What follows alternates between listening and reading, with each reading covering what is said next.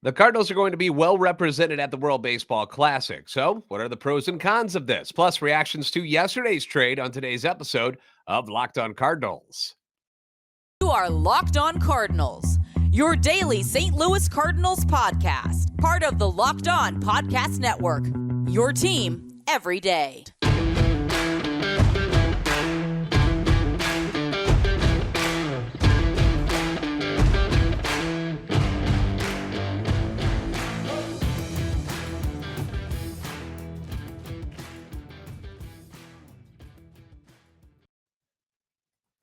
Hey there, Cardinals fans. I'm JD Haffern, and I'm a national radio sports anchor, born and raised in the Lou, and a lifetime Cardinals fan. And I'm your host for Locked On Cardinals, part of the Locked On Podcast Network, covering your team every day.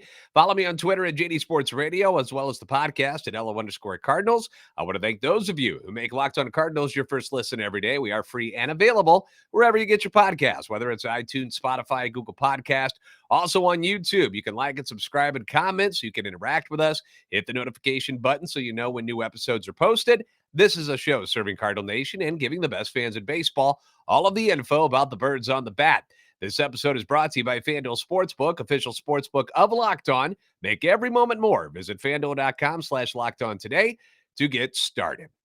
The World Baseball Classic is coming up next month, and it will begin on March the 8th, and the full reveal of all 20 teams happened tonight on the MLB Network. And we knew going into this that a ton of Cardinals players were set to represent their countries. We didn't know all the names, but we knew most of them. You've got reigning NL MVP Paul Goldschmidt and NL MVP finalist Nolan Arenado, joining pitcher Miles Mikolas and Adam Wainwright on Team USA. Then there's Tommy Edman. He'll be representing Korea. Lars Nootbaar will be playing for Japan. Tyler O'Neill with Team Canada. Andre Palante is going to be playing for Italy. Genesis Cabrera for the Dominican Republic. Giovanni Gallegos and Jojo Romero will be for Mexico. And Ivan Herrera will be playing for Panama. So all of these guys are going to be participating in the World Baseball Classic. And the new catcher for the Cardinals this year, Wilson Contreras, was invited to play for Venezuela, but decided to instead be at spring training. He's going to be at camp with the new team. And the guy he's replacing, the immortal Yadier Molina, will be managing Team Puerto Rico. So we've got Cardinal ties all over this thing. Some former Cardinals are all over the 20 teams as well, which is pretty darn cool. It shows the level of talent that this team possesses going into 2023. The guys that have been making their media rounds for Team USA have been the trio of Cardinals: Adam Wainwright, Paul Goldschmidt, Nolan Arenado. Now, they did have on the MLB Network tonight, they had team captain Mike Trout on there, but previous day, it was all about Goldie, Waino, and Arenado going on to all the shows talking about it. They were doing Zoom interviews all over the place, and here are some of the top excerpts from their conversations. When Wainwright was asked about possibly facing Molina as a manager, he said, Yachty told me since I was his brother, I should be on Team Puerto Rico. I told him I couldn't wait to pitch against Puerto Rico, and he said, well, I'm going to know every pitch. So if that matchup takes place, that should be a lot of fun for us to see those two just kind of bickering at one another in the playful manner that they did when we saw them do it with St. Louis over the last, 20 years. They have a great relationship, and I hope that does happen. I hope Waino actually ends up throwing against Puerto Rico at some point, just to see the back and forth between Molina and him. Team USA will be in Pool C to begin, along with Mexico, Colombia, Canada, and Great Britain. And the American team is loaded. It's got an absolutely loaded squad, not only with Cardinals players. As I mentioned, you've got Goldie, Arenado, Waino, and Mikolas, but Mike Trout, who I said, team captain. Trey Turner from the Phillies now. Former Dodger, but now he's a Philly. The Dodgers, Mookie Betts. The Mets, Pete Alonso. The Phillies, JT Realmuto. The Mets, Jeff McNeil. The Phillies, Kyle Schwarber. The Astros, Kyle Tucker. Former Cardinals, Lance Lynn and Adam Ottavino. Clayton Kershaw. All of these guys are going to be on this team. And Goldie was asked about the participation this time around as opposed to 2017, which, by the way, Team USA won the World Baseball Classic in 2017, but Goldie said this about it. Last time, one of the topics was how some of the main guys didn't play. And because Team USA had never won, a lot of our guys had a chip on our shoulder to be the first to win it, and we were able to do that. Hopefully that's showing motivated more guys to want to play. As I've said before, it was one of the greatest baseball experiences I've ever had. Now, if history repeats itself, this could be a really good thing for the Cardinals. Okay, let me explain to you. Back in 2017, when Goldie and Arenado were not even St. Louis Cardinals, Goldie still with the Arizona Diamondbacks, Arenado playing with the Colorado Rockies. They brought home that title for Team USA. Both men went on to have huge years in the regular season. Goldie ends up hitting 297, 36 home runs, 120 RBIs, a 142 OPS plus, 6.3 WAR. He finished third in the MVP voting. Nolan Arenado hits 309, 37 home runs, 130 RBIs, a 130 OPS plus, 6.7 WAR. He finished fourth in the MVP voting that year. Now, if you're wondering who actually won the award that year after those two finished third and fourth, that would be Giancarlo Stanton, who won the NL MVP after hitting 281. He clobbered 59 dingers, 132 RBIs, had a 7.9 WAR. Just a sick season for Stanton. Remember, after that season is when the Cardinals tried to acquire him, and it didn't work out, and they got stuck having to get Marcell Ozuna instead. Second place that year was the Cincinnati Reds' Joey Votto, who had an 8.1 WAR that season after hitting 320, 36 dingers, 100 RBIs, OBP 454, had 134 walks that year. Pretty darn good season for Joey Votto as well. But third and fourth, you'll take that, right? If Goldie and Arenado are able to recreate what they did in 2017. Now, when asked about what the World Baseball Classic helped him do to prepare for the regular season, Nolan Arenado said, just the intense games and that intense environment that the WBC has. It gets you ready quick because you have no other choice but to get ready fast. Every game is so important, and you usually don't play important games in March. When you play for Team USA, it's very important to try and win this thing again, and that gets you ready. So all of that sounds great, right? These are all positive things, but there are a couple of things that I worry about with so many Cardinals participating this year. I'll tell you what they are next here on Locked On Cardinals. Now, FanDuel is the only app you need for your Super Bowl party coming up this Sunday. Yeah, can you believe it? Super Bowl Sunday is almost here. FanDuel is America's number one sports book. We're really excited about partnering up with them because they are the number one sports book in America. And if you're new to FanDuel, that's even better because they have so many great features that make betting on sports fun and easy. Here's what you do. You download FanDuel now so you can bet Super Bowl 57 with a no sweat first bet. You'll get up to $3,000 back in bonus bets if your first bet doesn't win. So if you lose your first bet, you are then qualified to get up to $3,000 back in bonus bets. All right. They're going to help you out. They don't want you to feel like, oh my gosh, this isn't for me. I lost my first one.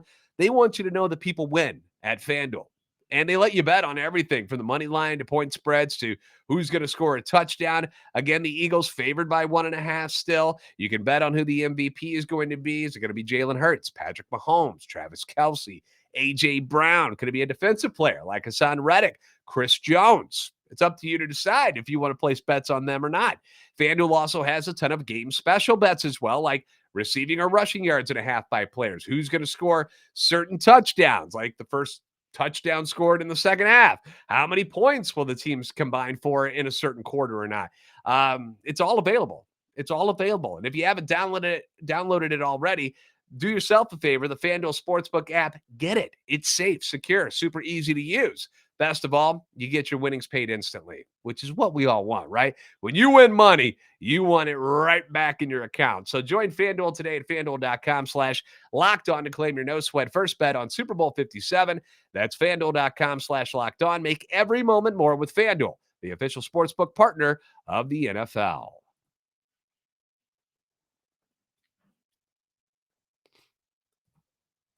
Thanks for making Locked On Cardinals your first listen every day. Be sure to check out Locked On MLB Prospects as well. Our host, Lindsey Crosby, is a prospect encyclopedia, and he's going deep on the MLB stars of tomorrow. It's free and available wherever you get podcasts. Now, as a fan of the sport of baseball, the World Baseball Classic, to me, is going to be like watching the World Cup was this past year, right? I mean, we've got all these countries battling for the crown, and you've got your favorites like Team USA, the Dominican Republic, Japan, Puerto Rico, Venezuela, Mexico. But I think what Team USA is second. I think they're favored second right now. I believe the Dominican Republic is actually the favorite team to win this year. But we know how much fun it was watching the World Cup this year. I would assume most of you did. Okay, at some point or another, you turned on the tube, you watched a little bit of the soccer, even if you aren't a super fan of the sport. And I'm certainly not. Like, I don't know who all these players were. I had no idea who most of them were. I knew the big names like Messi, Ronaldo, Neymar. I had to be told who Mbappe was. Like, I had no idea who that was. And then I made some corny, like, Mbop Hanson brothers joke to my buddies when I said it. They were all like, "What?" And I'm like, "Okay, never mind." But you know what? I found myself glued to the TV watching those games, especially the Team USA games. And even after they got bounced out of the tournament, that game between Argentina and France, that thing was nuts. And it was so much fun to watch. But as much as this is going to be entertaining for us baseball fans, there are a couple of things that I worry about with it, particularly for the Cardinals, who, have so many guys playing this year. I know my math isn't always great, but according to my calculations, I've got at least 11 guys who are going to be on this roster that no doubt should be on this roster for 2023 taking part in the WBC. All right. They've got 17 total, I think, from the organization, but 11 guys, 3/4 of your starting infield, Arenado, Edman, Goldschmidt, 2/3 of your starting outfield, O'Neill and Nootbaar, 2 out of 5 of your starting pitchers with Wainwright and Michaelis. And then you got 4 guys from the bullpen. All right. Palante, Cabrera, Romero, Gallegos. And I didn't see the stats on what the other teams have going into this tournament, but 11 of the 26 guys on your likely opening day roster are set to roll as be a part of this particular tournament. That's a lot, in my opinion. I don't know if there's anybody who's got more than the Cardinals do, but here are some of my concerns. All right. Health. Obviously, this goes without saying. The more times you're out on the field, the more risk you take getting injured. Okay. And yeah, I'm aware that they could get hurt just as easily playing in spring training, being down in Jupiter, as they could in the WBC. But as Arenado mentioned, the intensity is a bit different when it comes to the World Baseball Classic and then spring training. The competitiveness of all of it, it's just different. In spring training, if you feel a little sore, you're a little worn out, you simply take the day off. It doesn't matter. You don't play. In the WBC, these dudes are, playing for pride as well. They want to show off for the rest of the world their talents and how good they are and how tough they are. They're going to push themselves. They really are. And with it being just March when this goes on, that's a lot earlier than normal. We just saw Tyler O'Neill. Okay. Tyler O'Neill is going to be playing outfield for Team Canada. Great. We just watched that dude suffer through a ton of leg injuries last year, and it screwed up the major league team. It didn't pan out well for the Cardinals that he was hurt all the time. He's supposed to be a main cog in this lineup next year, and he's going to play for Team Canada. I can't be the only one that will have his fingers crossed, hoping that he doesn't tweak a muscle, legging out a double in this tournament, and all of them are going to be taking risks out there. And no, they won't play every day. The managers will be rotating people in and out. I understand that, but still, these are extra games. These are extra innings that, they're going to be playing at a higher level than it would be at spring training. So I worry about the health, the wear and tear in general. This sort of goes along with the health, but I'm thinking more of an exhaustion aspect of the World Baseball Classic. You're getting started earlier in the year than normal, then playing meaningful games, not the ho-hum spring training games, but the I want to win for my country, go USA type of attitude, or whatever country the guy's playing for. And you're doing it earlier, a whole month earlier than you normally would. Baseball season, like as far as the regular season games where you got to get, you got to bear down. That's not until April normally. And now you're doing this a whole month earlier.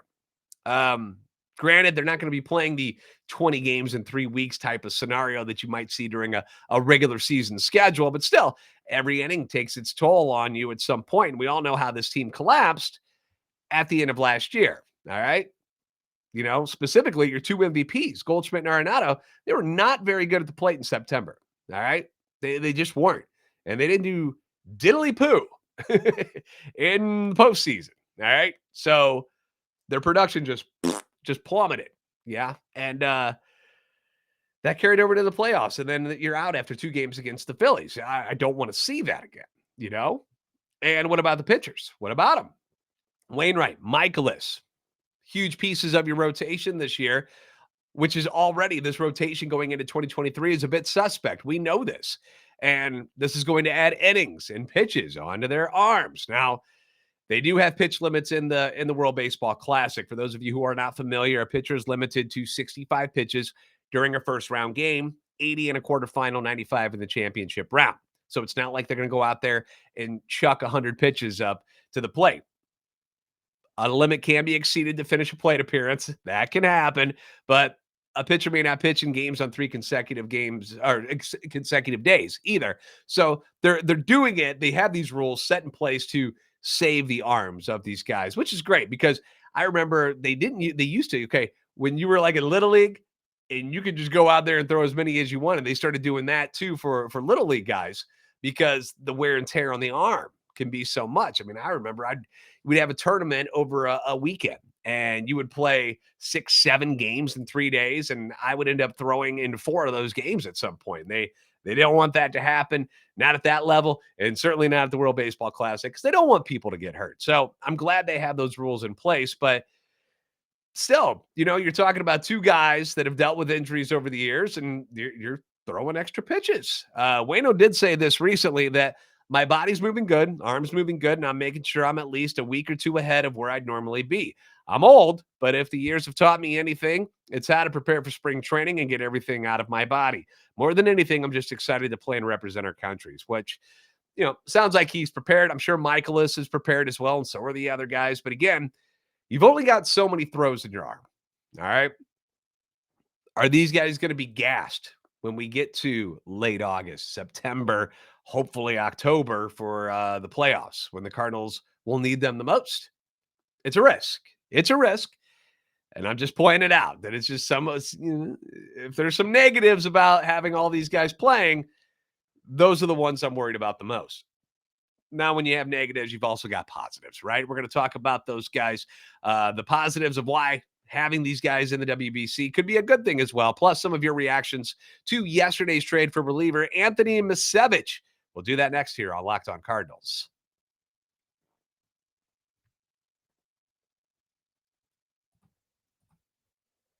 So I brought up my concerns about the World Baseball Classic, but there are plenty of positives as well. So I want to be fair and bring those up as well. I'm not a negative Nancy guy. I'm a positive guy for the most part. So how impressive is it that this Cardinals team has this many people on teams, 12 guys, 9 countries, and those are like starters because we're talking about Ivan Herrera as a guy who probably will be on this roster at some point at the major league level. But 17 total in the organization, 12 guys who will probably be on the roster this year, covering 9 countries, representing the Cardinals in this tournament. It just shows how good this Cardinals team and this Cardinals organization is. How well they've put together their player personnel and how they develop guys. It's a lot of talent, Sure, not every star in Major League Baseball is playing, which opened up more spots. You've got teams that some of our guys are on that don't have a lot of great talent on there, and that's fine. But they're still one of the best players in the world representing their country. It's just an impressive amount of players and talent, in my opinion. And you've got so many former Cardinals out there as well. It's not just the guys that are right now under the umbrella of the Cardinals. You've got guys that used to be on this team and in this organization that have branched out and are playing for other countries. So I thought that was really, really cool. Job well done to everybody involved in the organization to have this many good players available to represent their countries. That's kudos. I also pointed out earlier that Arenado and Goldie had great years following their appearance in the 2017 WBC. So talking about the wear and tear and how many innings they're going to play, is this also a jump start to what they might do in 2023, where instead of struggling in April, guys, Goldie normally gets off to a cold start. Like in his career, that's been a thing.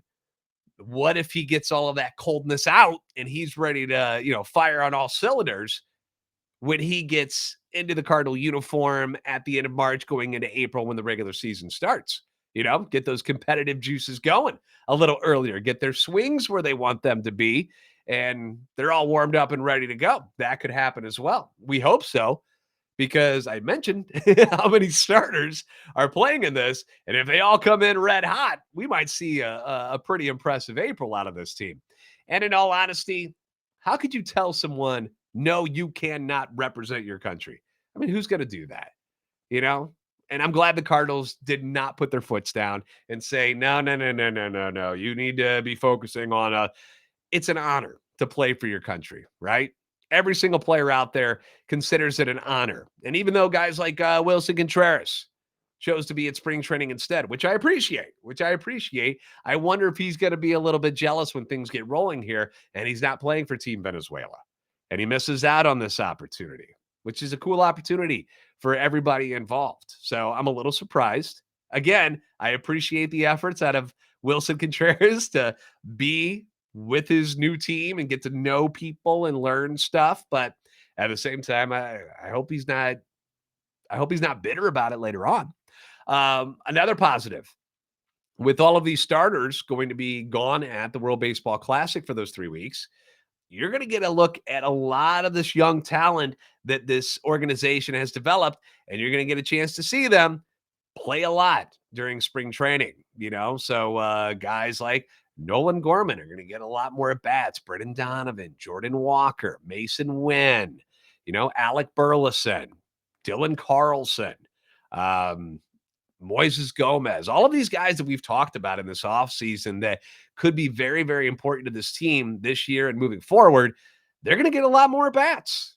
I wish Ivan Herrera was going to be, in camp doing stuff with us, but Kisner and Contreras will get a bunch of at bats. Juan Yepes, he's going to get a ton of at bats. Some of these guys that we think are going to be more bench guys, they're going to be pushed into the starter roles during spring training, and they're going to get a lot more innings, which means the coaches are going to get a lot more looks at what these guys can offer and what they can expect from them when that regular season starts. It's going to give guys like Jordan Walker a huge opportunity to impress, to make this opening day roster, which is great. The more talent, the better, right? That's what we need.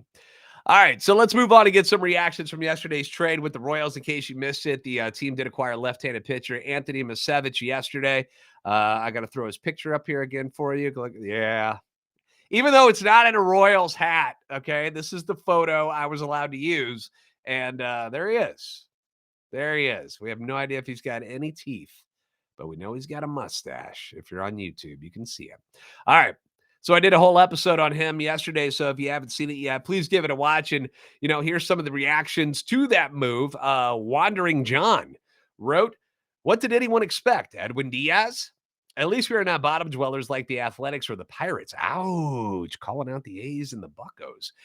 Who knows? The guy could do well. Plus, we've got a lot of good arms in AAA to add. What we really need is a good addition to the rotation, which most likely will happen at the trade deadline. In parentheses, he puts Shane Bieber. Wandering John, thank you so much. Yeah, I mean, what were people expecting? We're not expecting a trade for like a superstar right now. I still hold out hope that they might sign a better reliever, somebody with a little more, I guess, somebody who's proven to do it better at the major league level. But we do have some arms at AAA, I guess. Not so many left-handed arms, but maybe he does pan out. We don't know. But as far as the trade deadline stuff, somebody like Bieber, it just kind of stinks that you have to wait until August, to see if any moves like that are going to be made, because you got to find out who's in contention, who's not. Salary talks with these teams, if they're going to do extensions with guys. I mean, it's just so far away. It's hard to get excited about something that might happen in August. We don't know. I mean, they could be trading for Shohei Ohtani by that point, right? I mean, we could dream. John Poe writes, "Do you like FIP for pitchers?" For those of you who don't know, FIP is fielding independent pitching. If so, Anthony Misiewicz His FIP was lower than his ERA in 2022, which would rank third best on the team behind Ryan Housley and Jake Walsh. He can also reach 95 on the radar gun and seems to throw strikes. Maybe he just needs a good defense behind him. John Poe, thank you so much for your reaction there. I love the positive thoughts, though. Look at that. Two of the guys, the first ones I read here, positive. Not bagging on Mo for low-hanging fruit, kind of like what I did yesterday. But I appreciate that. Positive thoughts. And yes, he has been able to hit 95. Averages around 93. That's more him. Throws a cutter curveball. Was much better when he got to Kansas City last year than he was with Seattle. So maybe they do find a diamond in the rough. That's a possibility. But when you have guys who are already proven, that are out there and available, Andrew Chafin, Will Smith, Brad Hand, Matt Moore. I did get called out in the comments for not bringing up Brad Hand more. Honestly, I don't know why people don't bring him up as much along with this grouping, but I think we should. He pitched pretty darn well when he got to Philadelphia. I know he had a rough time there with the Blue Jays after he got moved to them in 2021, but seemed to right the ship a bit in 2022 with Philadelphia. But when you got guys like this, you got guys like this. We could take his picture off. I guess we could stop that now on YouTube. Why are we trying to dig for a good player? Like, why are we trying to, and I don't mean to say this to make fun of Anthony Misiewicz, but why are we trying to polish a turd and turn him into something greater? Like, why are we doing that when there's some guys out there who already are pretty darn good? And maybe it's because the faith in Genesis Cabrera, Packy Naughton, JoJo Romero, and Zach Thompson is that strong where they don't think they have to go out and get one of those guys. And that could be the case as well. Maybe they don't think they need to. Maybe they like these guys. Maybe they've seen Genesis Cabrera do something and go, yeah, we're good. We're straight. Again, Zach Thompson, great year last year, but he was a rookie. There could be some regression. I mean, Naughton and Romero, I mean, does that excite you? I don't know. I mean, Romero is going to pitch for Mexico, so maybe he's better than we give him credit for, or at least I give him credit for. I shouldn't speak for you, but I just know I'd feel better if they grabbed one of these other guys to team up with the rest of this group. Chafin and Smith, probably the most expensive of the bunch. And, maybe as spring training gets closer, the price on these guys dips. But now with Misiewicz in the fold, you've got, 5 lefties? And then Connor Thomas, Matthew Liberatore. Not saying Liberatore should be in the bullpen at all. I don't think that's something they'll do. But Connor Thomas could be somebody that you bring in there after figuring out the cutter and being so good at the in the Arizona Fall League. So it doesn't seem like paying for one of these more established names is something that they're going to do now. As much as I whine about it and think maybe they should do it, it doesn't seem like it's going to happen. But we'll see what happens as spring training gets closer, Maybe then, like I said, maybe their prices come down and the Cardinals are like, okay, now you're in our range. Let's bring them in. But we'll have to wait and see. Thanks for making Locked On Cardinals your first listen every day. Now make your second listen Locked On MLB Prospects. Host Lindsey Crosby. He's a prospect encyclopedia, and he's going deep on the MLB stars up tomorrow. Free and available wherever you get podcasts. Give it a whirl. If you haven't already, make sure you like, subscribe on YouTube. Appreciate all the new subscribers. You guys are bad arses. Don't forget to hit the like button. All right. Again, it takes it takes a quick second. That's all you got to do. All right. And if you don't like what I'm talking about, hit the down button. That's fine. I like the thumbs up buttons better, but do that. Follow us on Twitter, LO_Cardinals, and at JD Sports Radio. Tomorrow, we're going to talk more about this rotation, more about this pitching staff. I've got some stuff lined up for you. Plus, ESPN put out a ranking of all of the different starting rotations in Major League Baseball. And the Cardinals are kind of down on the list there. So we're going to get into that tomorrow. You're the best fans of baseball for a reason. I'll see you next time on Locked On Cardinals.